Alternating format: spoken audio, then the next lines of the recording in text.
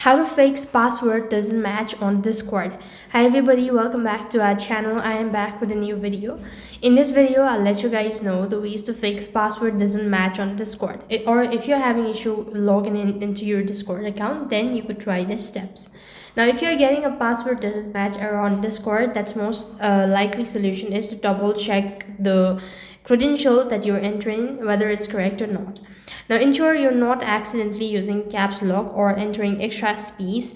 If that does not work, you could try resetting your password through the Discord login page by tapping on the forgot password through the Discord login page. By tapping on the forgot your password and following the instruction to receive a password reset link by your email. So this should be able to fix the issue, or else sometimes you must have entered the wrong information such as your email address or the phone number. So you could always recheck in and check the spellings, all that. So this should be able to fix your password doesn't match on Discord. That's all for this video. I hope the video was helpful. Make sure like, share and subscribe to our channel. Thank you for watching. See you in the next video.